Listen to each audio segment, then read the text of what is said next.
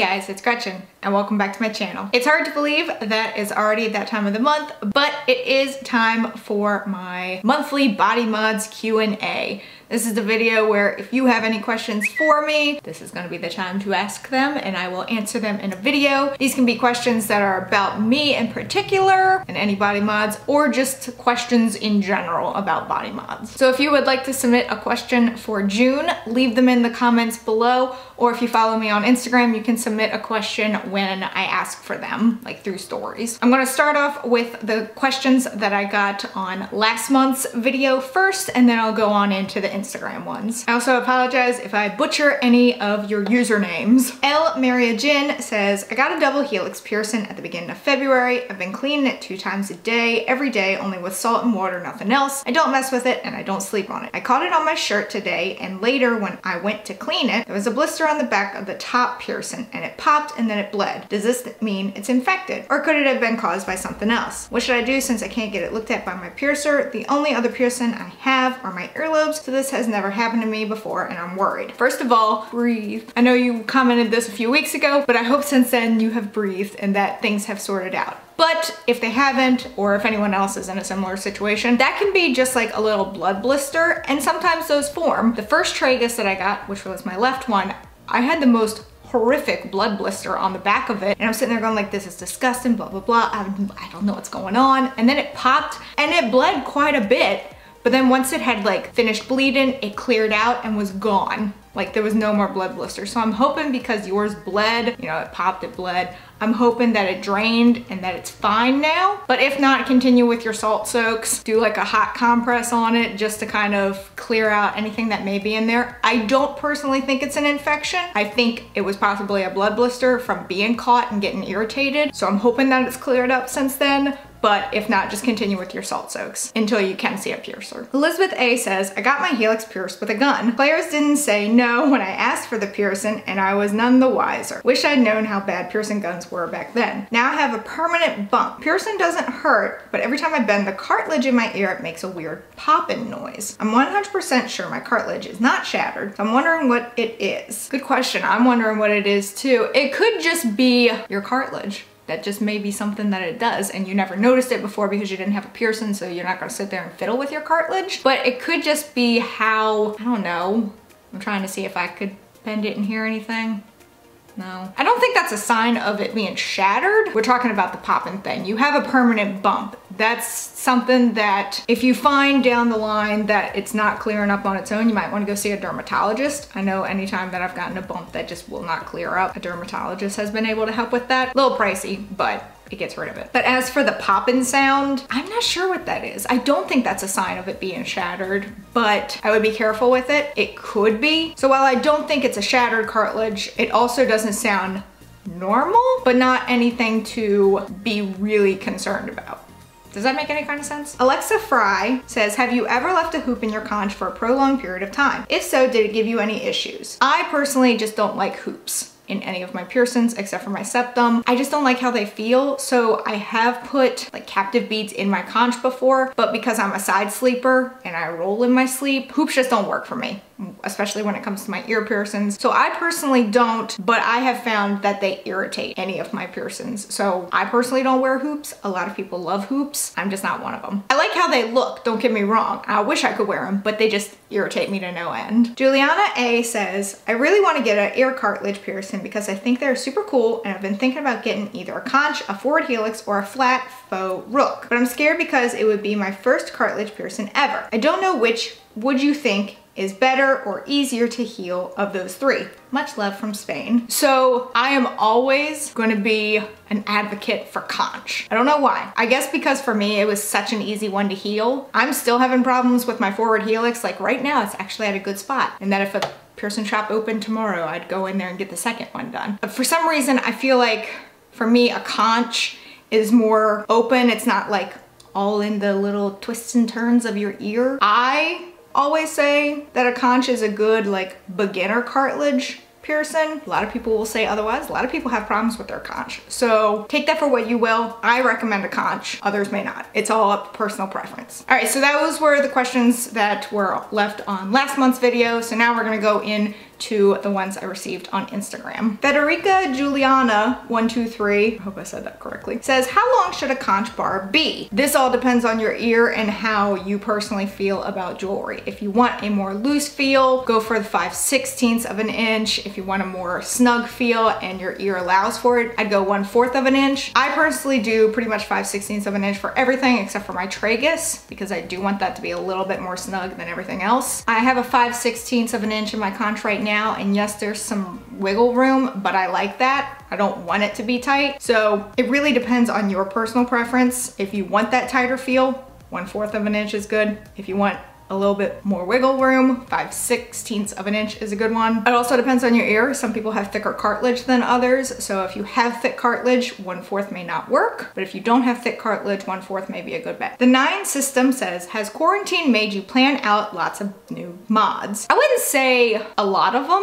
I've had time to think about like tattoos that I want and some piercings that I really do want. So I wouldn't say I've planned out like a ton, but I do have a list where I'm just like, I gotta play catch up. We gotta catch up. We've missed a lot of time. Clojo 123 says, what is the coolest piercing in your opinion? The coolest one? Like the coolest one that I have, or just the coolest one in general? Because the one I think is the coolest that I have is my philtrum or Medusa. I love that one. But like out of any of them, I don't know.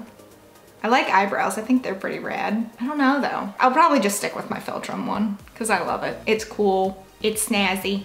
It's cute. It's everything. Rin1601 says, what's the best material for an initial piercing? I am an advocate for titanium. That is just me though. A lot of people will say other materials. I personally just love titanium because it's what my body appreciates more. Other people may say, you're fine with surgical steel, you're fine with gold. There are a lot of options, but I go with titanium just because that's what my body likes. A little bit more expensive, but worth it. Mort Delir, hope I said that right, says, how do you know when you should retire a piercing? That's an excellent question. Probably when a number of reasons. I'll just go through these pretty fast. One, you yourself are tired of it. You no longer appreciate it like you used to. You want to do other things, but you can't because it's in the way. Once you yourself have lost an appeal for it, that could be kind of a sign. Another one is if you are just constantly having problems with that piercing, you've had it for years and it has flare up after flare up, doesn't seem to ever have a good day, that could also be a sign to retire it, even if you don't want to. Maybe try it another time. Things of that nature. I've never really thought about it before. Well, actually that's a lie. I've thought about retiring a few of my ear piercings just because of other things that I'd want to do and I can't do because of placement. But at the same time, the mere thought of taking out a piercing that I've had for years and then not having anything in there kind of upsets me. So I haven't really thought too much about it, but I feel like those would be like my 2 key reasons to retire one, is if I no longer like the piercing or if I feel like it just doesn't seem to have any good times. Those would be my 2 signs. Holly Andres 14 says, how do you treat sunburn on near newer piercings or tattoos? So I have an entire video about how to prevent sunburn, but if you find yourself in the predicament of having a sunburn around those things, basically moisturizing is going to be your friend. Continue to moisturize, but also a little aloe vera is pretty good. Depending on how old the tattoo is, like if it's one that's been healed, you should be able to just take care of it as you would any other part of your skin. But if it's a newer one, be generous with that moisturizer without drowning it. Basically just care for it like you normally would, but just be a little bit more careful. As for piercings, I probably wouldn't do any kind of salt soaks because that's gonna dry it out even more. And a sunburn, basically your skin being extremely dehydrated and burnt. That one's kind of hard. You can still do a little bit of aloe vera. Whatever you do with a piercing, do not get it into the piercing site. Do not get it into the hole or anything like that, whether it's a new piercing or an old piercing. Don't get any of that stuff into the hole. Always do things around it. That's what she said. But just care for it like you would any other sunburn on your body that doesn't have either, but just be a little bit more cautious, especially with piercings. You don't want to get anything into the piercing site. Rin1601 says, is bioplast a good material for the initial piercing? Absolutely not. Do not ever use bioplast in initial piercing. That is only when it is completely healed should you ever use bioplast. Frye2019 says, what's a tattoo you want but wouldn't get? I don't want to ever say like I wouldn't get something, but when I was first getting into tattoos, I wanted a sugar skull so bad. I mean, I wanted it to be like a massive sugar skull too. Have no idea where I wanted it. I don't think I ever came to that conclusion. But as much as I like sugar skulls, I don't think I'd actually get it tattooed on me now, because I have so many other things that I want to get done, and that would just be kind of out of place. So as much as I like those, I like the design of sugar skulls, I love how they look, I don't think I'd get one tattooed now. So I'm very glad that I never did. Not saying there's anything against having that tattooed, it just wouldn't fit with what I've got going on right now. Annie Coleman says, experience with your philtrum piercing, pros, cons, etc. It has been amazing. The only con that I've really found so far is that because of where it is, I am prone to acne around this area. And every so often I'll get a pimple that pops up underneath the jewelry, and that's always a fun feeling when the